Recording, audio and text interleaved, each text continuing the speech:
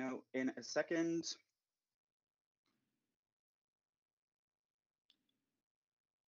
And we are live. Good morning, good afternoon, good evening, depending on where you are when you're watching this. Welcome to this IDPC webinar, which is a webinar we do annually in English, French and Spanish, although this is the English one that you're watching, as a preparation for the session on the Commission on Narcotic Drugs, which will be happening this year a little later than usual in April, starting on the 12th of April and running for the whole of next week, Monday to Friday. During the webinar, feel free to ask questions in the YouTube chat, and those questions will be forwarded to those of us speaking, and we'll attempt to answer any questions that you may have. So next slide. Just quick introduction to IDPC. We're a global network of currently 191 NGOs and other networks, including networks of people who use drugs and community networks from over 70 countries now. We work to amplify and strengthen a diverse global movement to repair the harms caused by punitive drug policies and to promote just responses. And part of the mandate of the Secretariat of the IDPC is to facilitate civil society engagement in drug policy debates that could be at the UN, for example, at the CND, but also in regional forums, as well as at the national level where we work together with our members. Next slide. Also, just to be clear that this webinar will focus specifically on some of the substantive issues relating to the 64th upcoming session of the CND. If you're completely new to the CND, we also recommend that you watch this CND 101 video, which will really give you kind of, a much more kind of basic introduction to the CND, what it is, how it works. But this webinar is really specifically focused on this CND that's upcoming, and we'll also be talking a bit about how the CND will actually be different to previous CNDs, because of course most of it will take place online because of the COVID pandemic. So in this webinar, we'll be discussing issues and opportunities at the upcoming 64th session of the CND. We'll also hear from two IDPC member organizations who've participated at the CND over the years. So we'll be joined by Judy Chang, who's the Executive Director of the International Network of People Who Use Drugs. And we'll also be joined by Rasheen, who's the Global Program Coordinator from Students for Sensible Drug Policy. I'll also be pointing you to some other useful resources that you might find helpful in preparing for the CND, and then we'll have some time for Q&A at the end as well. So I mentioned already, it will take place next week from Monday until Friday. Obviously, it will be on Vienna time, so Central European time. That's all the times that I'll be highlighting throughout this webinar.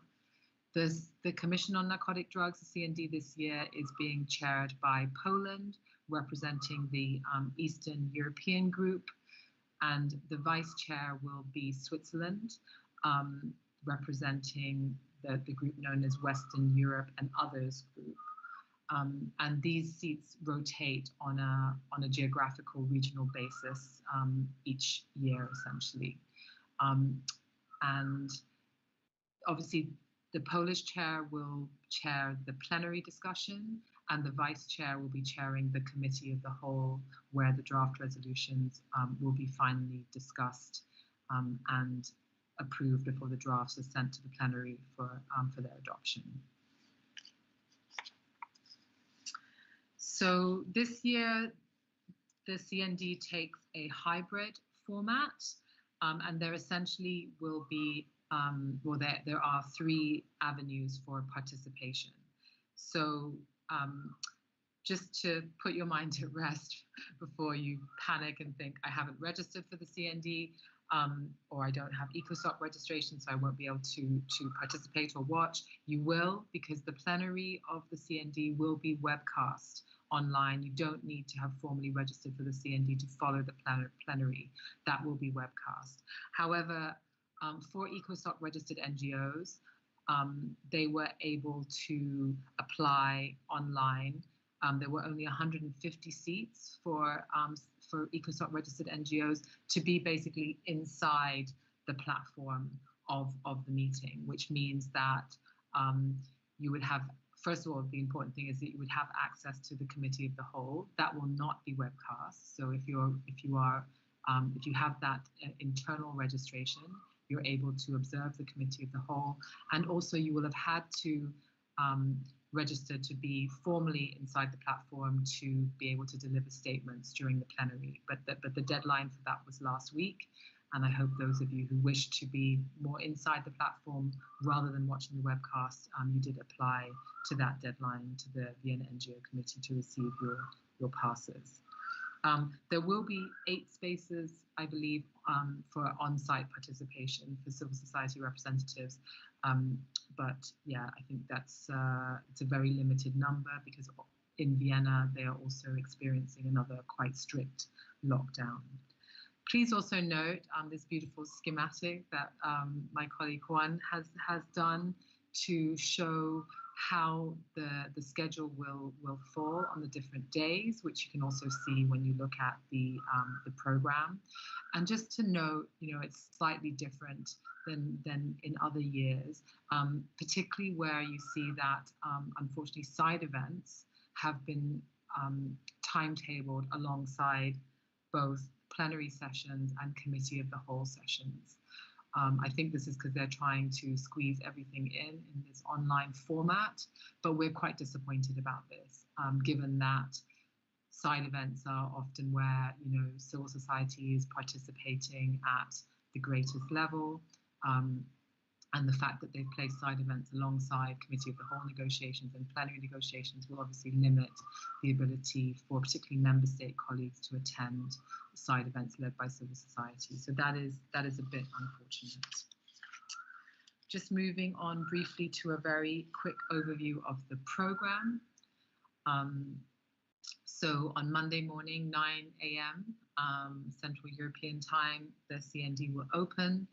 Just to note that this opening was, usually all the high-level speakers will speak at the opening first of all, and we haven't actually had details of if there will be high-level speakers initially this year.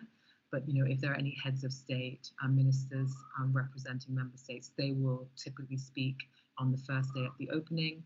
This year there will be a ceremonial segment, just to note, because it is the 60th anniversary of the 1961 convention and the 50th anniversary of the 1972 convention.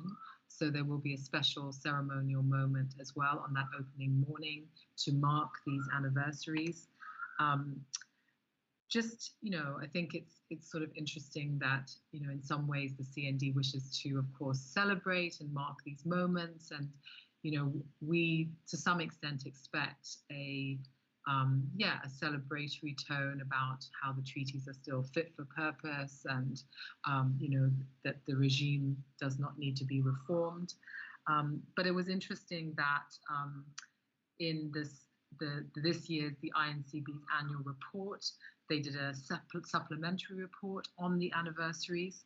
And in the foreword, the president of the INCB did acknowledge the limitations of the current treaty system. 2 points he made. One was on how the current system has really failed adequately to ensure access to controlled substances for medical purposes. And this is an issue that the INCB has taken up quite strongly over the years. And also, interestingly, he ends his foreword by also saying that while the treaty system is critically important in addressing old and new challenges, he also felt the need to call for reflection on possible alternative or additional agreements, instruments, or forms of cooperation to respond to the changing nature and magnitude of the global drug problem. So there is some acknowledgement there that indeed, maybe it's not all business as usual as they mark the anniversaries of these treaties. So moving on, again, this is how they will lay out the agenda. It's fairly typical, in fact, of how they go through the different agenda items. The deadline last week for civil society to apply to make statements on the different agenda items has already passed, as I mentioned, and they have agreed that under each agenda item there will be a minimum of 3 civil society interventions, and they cannot guarantee more than that. So that's why there's been this deadline for applications, because normally if you were there in Vienna, you would just simply request the floor to speak during that agenda item from the main from the Secretariat. So just to note, the other thing to note there was on agenda item 6, where there's the follow-up on the implementation of all commitments, where IDPC, as the Secretariat, has applied to speak under that agenda item, because we'll be launching our report on 5 years of the UNGAS. We'll be publishing this report on Monday. And we're really looking back over, what has happened over the last 5 years since the UNGAS outcome document was agreed in New York. How has implementation been? What challenges remain? So watch this space, soon to be hot off the press. And then following to the next slide. So the other agenda item I think that will be interesting to follow is agenda item 7 on interagency cooperation at the UN. This is a long-standing issue for IDPC and our members. We've really, championed this issue of needing greater, what we call UN system-wide coherence on the issue of drugs. You will likely recall that at the end of 2018, the UN Common Position on Drugs was released, and really kind of is the first sort of progressive document of its kind that the UN system, all agrees to promote certain elements in relation to how drug policy should be implemented at the national level. And we hope that the UN Common Position will be discussed under item 7, but also Switzerland has requested for a sub-agenda item under item 7 for a report back from the UN System Task Team, which is tasked to lead the UN Common Position. They won't have a sub-agenda item at this CND, but Switzerland is requesting for this agenda item to be added for next year's CND. So you can expect some discussion under agenda item 7 on that. And yeah, I think I'll leave it there for now, but you can obviously find the program online. So moving on to the resolutions, there are not many resolutions this year. There are only 5 resolutions. I think this partly reflects the hybrid format, which we understand also in negotiations of the resolutions in the informal sessions, which only member states are allowed to attend. Civil society are not able to observe those that have been happening in the lead up to the CND. This has been quite challenging to negotiate resolutions purely online.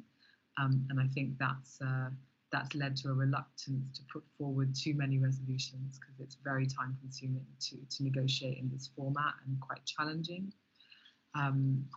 So yeah, we'll move on to the resolutions themselves, which I think at least 4 had appeared online as of this morning, the draft resolutions on the CND website, although this morning when I looked, L2 this first one was still not there.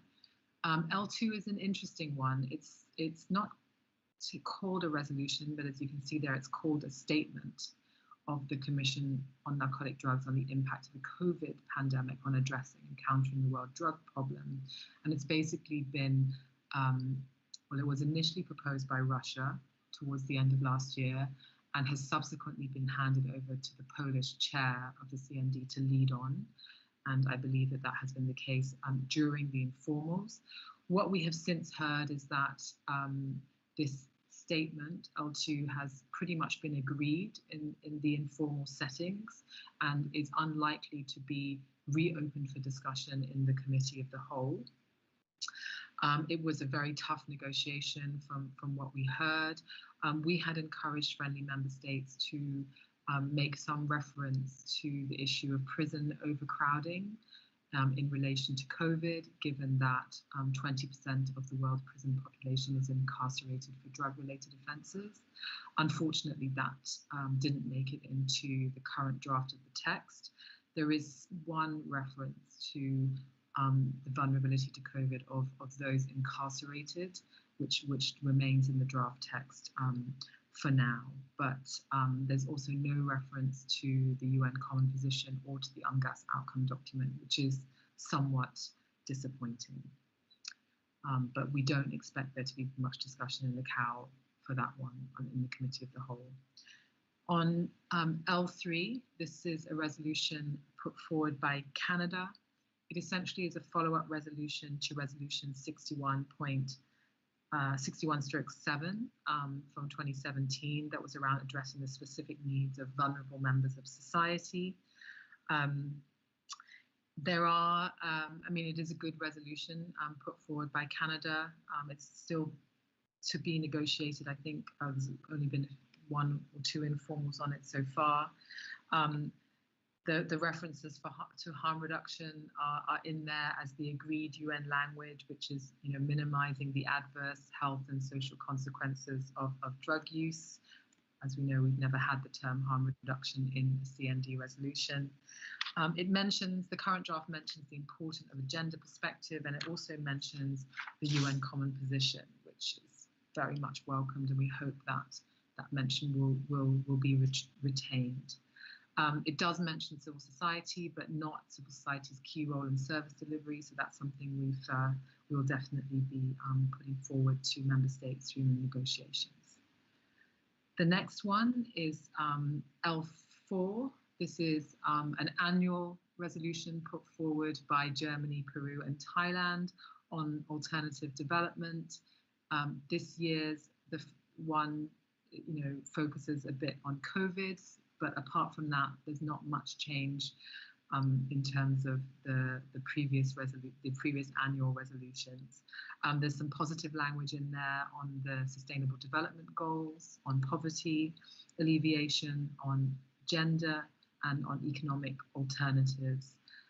It does include the problematic reiteration of a goal of a society free of drug abuse, via alternative development programs, which of course we always challenge and question. And there is no reference currently to involving affected communities in alternative development programs, and no mention of UN Common Position or Interagency Cooperation. So these are points that we'll be raising with regard to L4. Moving on to L5, this is a resolution put forward by Austria and Portugal as the presidency of the European Union. Again, this it's really a resolution where Portugal aims to focus on the affordability and accessibility of these essential services. We've tried to encourage stronger references to the UN agreed language on harm reduction to kind of balance it out. It's not just drug prevention and treatment. There's good references to gender and age appropriate services, and also strong references to ensuring quality of treatment programs and protection from torture and ill treatment, which we welcome. It does mention collaboration with other agencies, as well as the role of civil society and people who use drugs in the design, implementation, and the evaluation of services. So it's currently a strong resolution, and we'll see how it goes through the informals. So the final resolution, L6, we find somewhat problematic. This resolution has been put forward by Nigeria. It really, although it says there it's responding to the non-medical use of pharmaceuticals, it's a resolution that focuses very strongly on tramadol.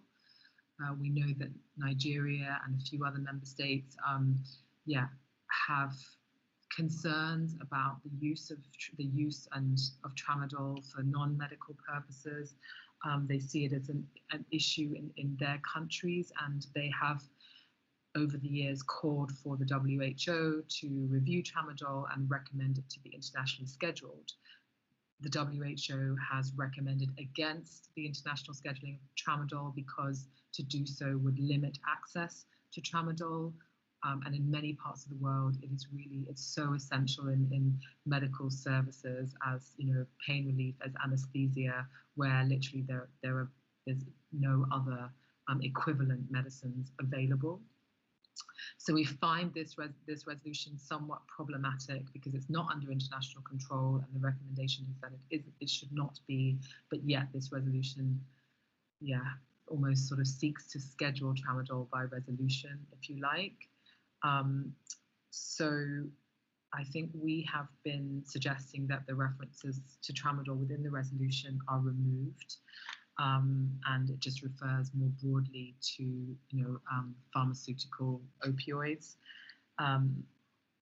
It's sort of unbalanced towards eradication and really doesn't recognize the need that, to ensure that these medicines are available for medical use.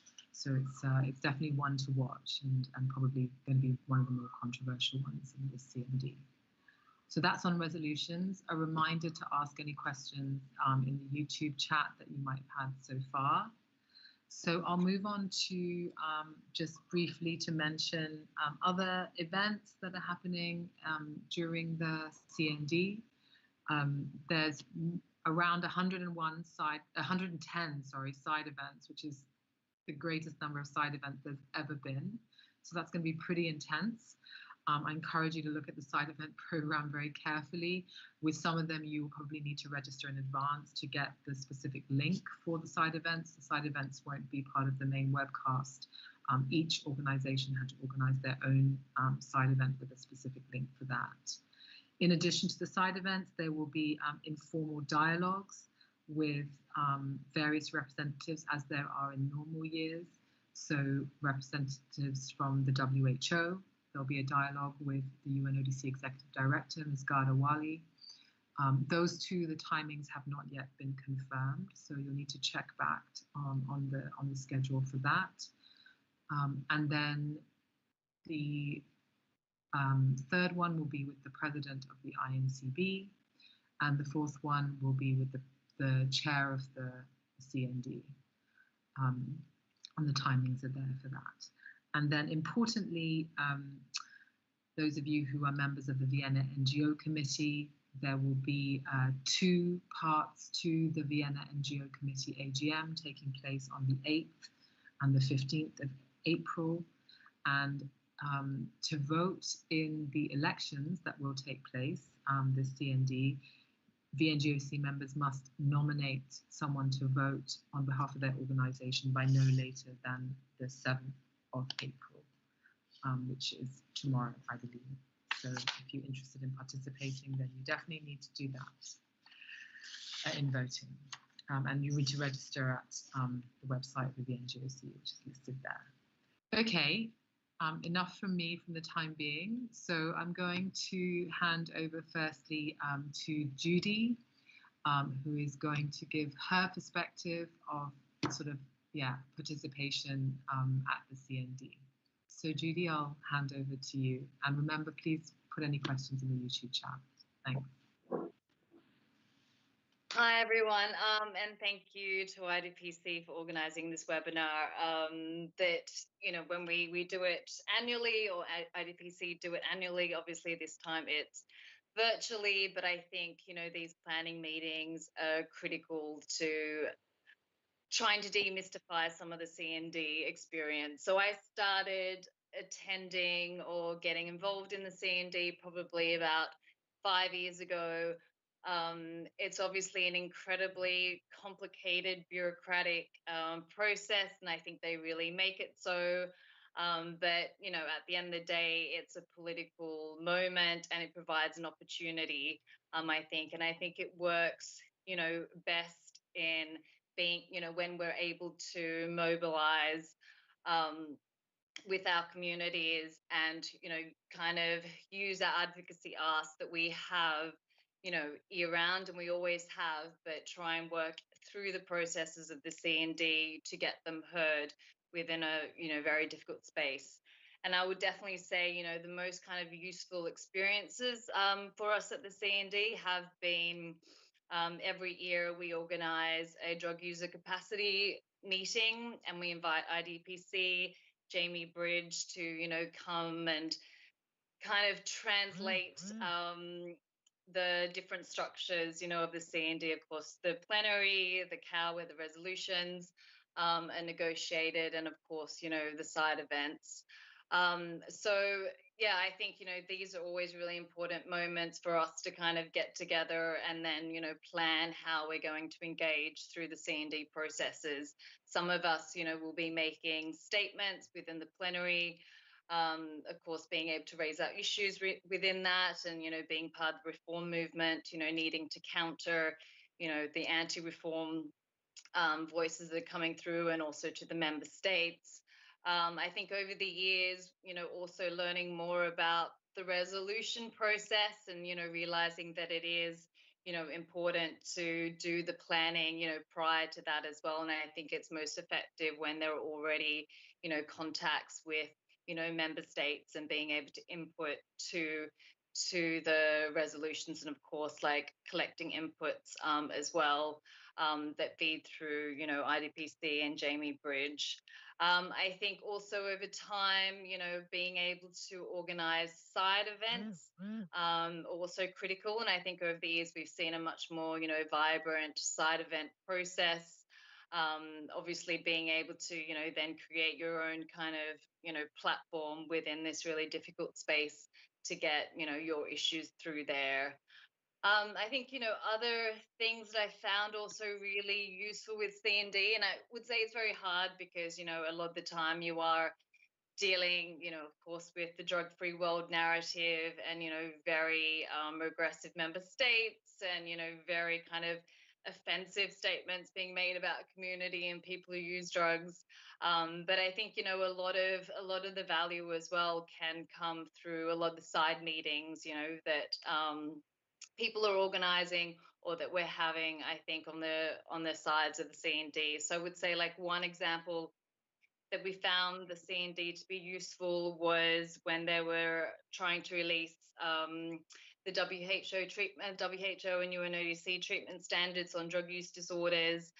They were going to launch it a couple of years ago at the CND, and, managed to, kind of send them back to the drawing board on it, because, it had a lot of problematic conceptual frameworks within there, and also a lot of practices.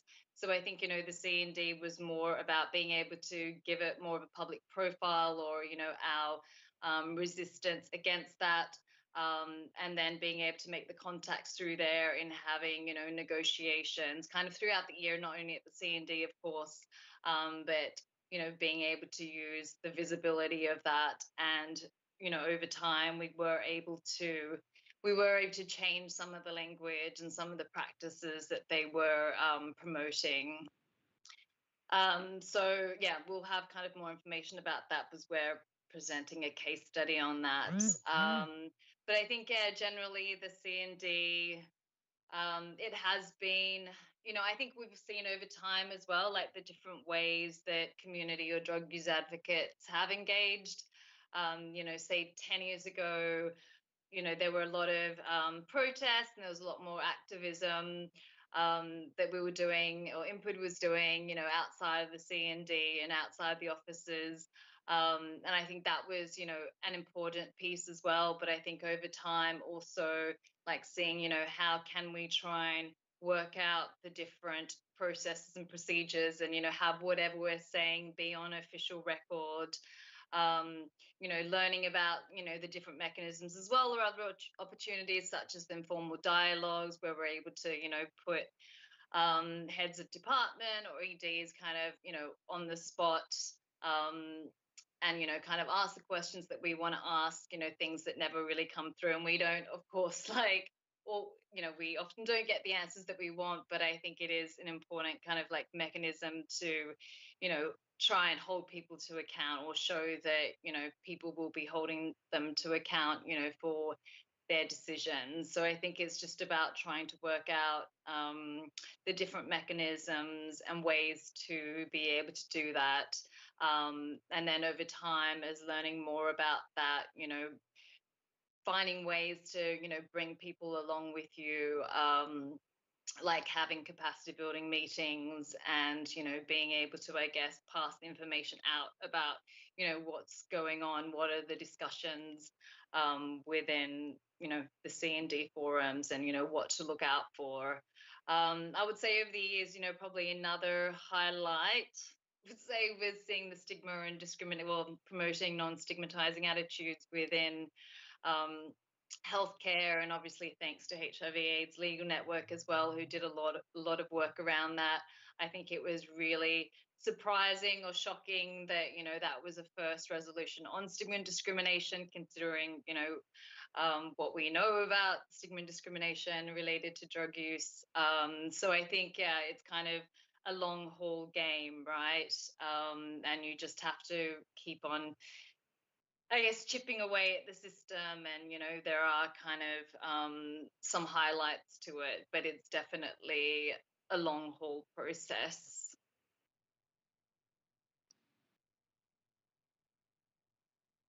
So yeah, I don't know if people had questions or like anything else. Yeah, please do post questions in the YouTube chat. I don't see any being transmitted to us at the moment.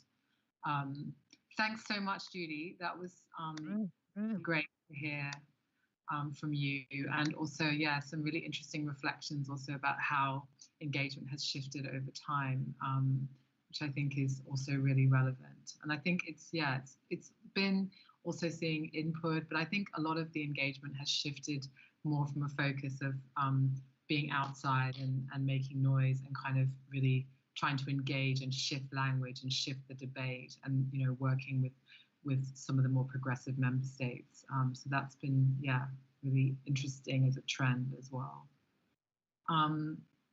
Okay, so we'll move on, but in the meantime, yeah, do post any questions that you have to Rasheen Downs from SSDP, who will also give, yeah, her reflections of what it's like to participate at the CND. So Rasheen, over to you. Thanks so much for having me, and maybe let me know, sometimes my internet's a bit dodgy if the sound isn't great, but yeah, so I'm Róisín Downs from Students for Sensible Drug Policy. I went to the CND for the first time last year, but SSDP has been ECOSOC recognized for 6 years now. This will be our 6th year attending as the CND, and it's been kind of a whirlwind for us. Because we're a youth organization, we often face like kind of additional barriers to these advocacy spaces. And it's been really, really interesting getting to attend the CND and do this sort of work. So last year we were able to bring a delegation of 13 people from 10 different countries to the CND. We often look at the CND as an opportunity for our members to learn a lot more about the global advocacy space, and also to like meet other civil society organizations who may not be exactly aligned with our views. So it's this fantastic opportunity for our members to learn higher level advocacy and like develop the skills they need to be able to work in these spaces. So when we're preparing our members to come, we have a UN training series. We created a Youth United Nations advocacy handbook to help people kind of understand everything that's going on here. And we really try to like prep our members and try to get everything we can out of the experience, because I think oftentimes as young people and as civil society, it's difficult for our voices to be heard in this space. But over the years, we've worked really hard at getting our voice amplified and the youth voice amplified. So like when we were at UNGAS, we worked really hard to kind of make sure that the youth spaces were there, and we got some serious commitments from that.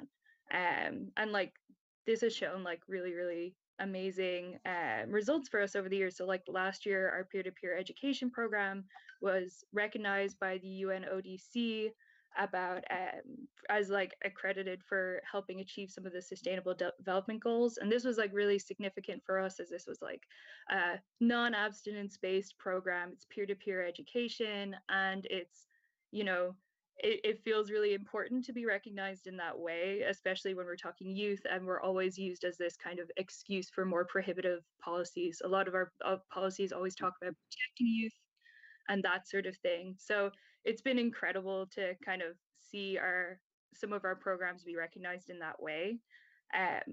Other ways that we worked at the CND is that we hold side events almost every year. So we work with a coalition called Paradigma that was founded in Bangkok in 2016 following UNGAS. And this is a coalition of youth organizations who are working for drug policy reforms based in like harm reduction, human rights, and that sort of thing. SSDP has been working really hard in the Paradigma space, and every year we basically, as a coalition, join together to try to amplify our voices.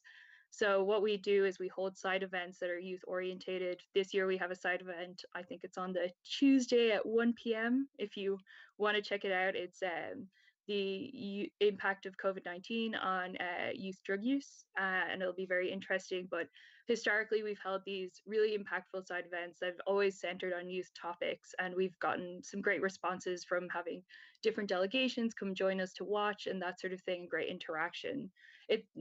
Us being focused on youth has also allowed us to begin to develop more relationships with country delegations as well.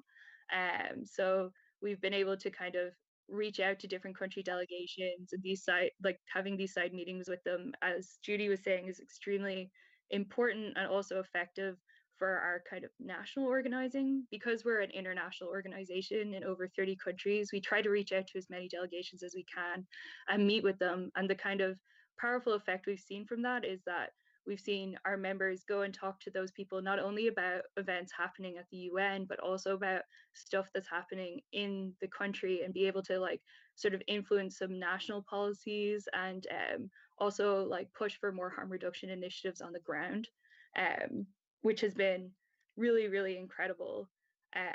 Other things we've done alongside our coalition Paradigma has been we like to react to the resolutions. So a lot of the time there's been resolutions that have been youth focused or mention youth throughout.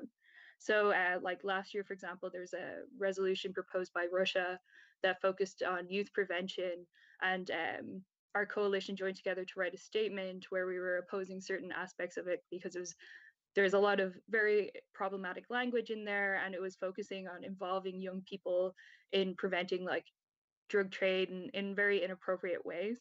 And like we made our statement, we were able to share this because we were in such a wide network of people meeting with country delegations. We were able to share these statements with all of those country delegations before they went to their informals to discuss this further.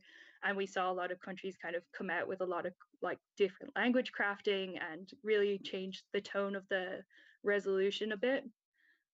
So that was pretty cool. And yeah, the other extremely important thing for us has been like meeting with other civil society. I think a lot of the time, us as civil society organizations, we spend most of the year working in our own niche area that we work in, whether it's like service provision or, you know, specific corners of advocacy in specific populations, and being able to meet with other civil society organizations and being able to see how they're organizing, being able to learn from them, particularly for us as a youth organization, being able to learn the history of the movement has been really effective and really beneficial for us. So obviously IDPC has been an incredible help with us like getting that sort of knowledge. But I think for me, what was particularly interesting was last year, the VNGOC held an event where it was trying to like bridge the gap between kind of maybe people who are more on the preventionist side and the more on the harm reduction side. And it was this kind of big civil society dialogue discussing that. And we had opportunities to kind of explain where side SSDP is coming from when it comes to like drug education being more fact-based. And we were able to hear from their side, and being able to bring members from my organization to that space to be able to have constructive dialogue with people who do not necessarily agree with them, I think was a really huge skill building opportunity for us as well. So yeah, in general, I think these sort of opportunities for bringing home skills for stronger advocacy and stronger organizing on the ground has been incredible for us. And yeah, so I think overall that's what it's been like for us. And yeah, I'm happy to answer any questions if anyone's new to the space, what it's like, and maybe if you want tips of like where to start if you're confused, I'm happy to share any info I have. But that's it for me. Thanks so much, Rasheen. And it's so great that, you were able to join us today and share these experiences. And and that, CND has been such a rich experience for you and for SSDP. I definitely want to echo the ability.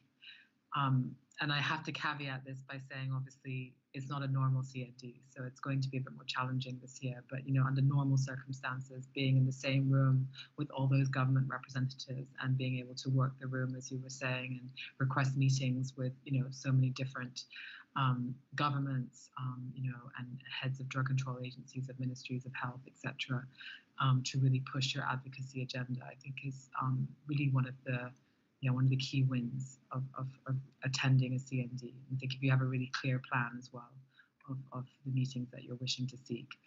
I'm not quite sure how that's going to work this year, so I think that will be a challenge, of course. And actually, we launched a report a couple of weeks back, but we'll also be relaunching it at the side event at the CND on how COVID, how the pandemic has affected civil society advocacy in drug policy particularly, but I think it's also relevant in other spaces, and how NGOs, civil society, have had to shift our tactics in terms of how we gain access to the policymakers and government officials that we need to speak to. So just to point you guys to the key resources in terms of attending the CND. So obviously these are important links. The official CND documentation is all there on the CND website. The Vienna NGO Committee has a guide for NGOs on their website, and many resources that you'll find relevant are also on the IDPC CND webpage, also there. So that would be useful. The CND app is also updated and available in the Apple and Android App Store. Or if you don't want to download the app, or for any reason you can't, you can go to the webpage at cndapp.org, and you'll be able to follow the schedule. All the side events will be listed there as well as our search function for previous agreed language and CND resolutions, which is also very helpful if you're supporting any one member states in these negotiations. Other key resources that are relevant, we as IDPC, for our members, we obviously send out our monthly alerts, which you can sign up to on our website, but we also do daily summary emails at the CND. We usually send that to a targeted list of people that we know are attending the CND. It's only really relevant if you're there. But because it's a bit more online this year, if you would want to make sure you're on the list for the summary emails, please send an email to Daisy. Her email address is listed there. Or you can write to the contact@idpc.net address as well and let us know that you'd like to be included in that mailing. And of course, as usual, we'll be blogging all of the discussions in the plenary and the committee of the whole, and that will be at cndblog.org. So you can also follow there, and we'll also aim to be covering as many of the side events as we can, although that's going to be quite a challenge with so many this year. A couple of other brief announcements. I don't know if we're receiving any questions yet. Is that earlier I mentioned the informal dialogues with WHO, Chair of the CND, UNODC Executive Director, and INCB President. You'll be able to join these informal dialogues via MS Teams, and I think the links will be posted on the Vienna NGO Committee website. And also the Vienna NGO Committee will hold a briefing for an NGO briefing. I think pretty much anyone can join this Friday at 2 p.m. Vienna time. And there should be a link on the VNGOC website under events. It's not yet there, but I think it will be. So we don't have any questions. I guess that means everything is clear. So I will just take the liberty of 2 minutes, because I realized that when I was talking about the resolution from Nigeria on tramadol, I don't think I explained fully like one of the greatest concerns with a resolution like that. And I just wanted to add that there is a scheduling system, and it works for the most part. Basically, the treaties, the 1961 and the 1971 treaties, whose anniversaries we are acknowledging at the CND, have a built-in mechanism to mandate the World Health Organization to review any substances, including substances that are currently under international control. So recently you will recall that there was a critical review of cannabis, and there was some limited rescheduling of cannabis that happened at the reconvened session in December, where it was removed from Schedule 4, which is the schedule that suggests that any substance placed there has no medical or therapeutic value. So that was quite an important rescheduling, but that rescheduling could only happen on the basis of the WHO's recommendation. So, the CND cannot itself put substances under international control, under either the 61 or the 71 convention, unless the WHO has recommended that it be internationally scheduled. And this is just an incredibly important point, because it needs to be based on the evidence and the science as to whether a substance merits international control, and also that needs to be balanced with the need to ensure the availability of that substance for medical and therapeutic use. So I know I'm laboring that point, but I just really wanted to flag it, as it will be important for this CND and the negotiations of the resolution L6 on tramadol. And the WHO has at least twice, reviewed tramadol and has always recommended that it should not be placed under international control. So, and if anyone requires any more information on that, please feel free to reach out to me or to the contact at idpc.net address. Just want to make that point. I think if we have no questions, we can close it here. Thank you so much for joining us. If you've joined us live, obviously we'll be placing this online. You'll be able to watch it back later. And if you have any questions, even when you're watching the recording, again, please feel free to reach out to us at that contact at idpc.net address. And thank you very much to Judy and to Róisín for joining us today, and also deep thanks to my colleague Juan Fernandez, who put this all together and has helped us prepare for this webinar today. So thank you very much, and see you online at the CND. Thanks.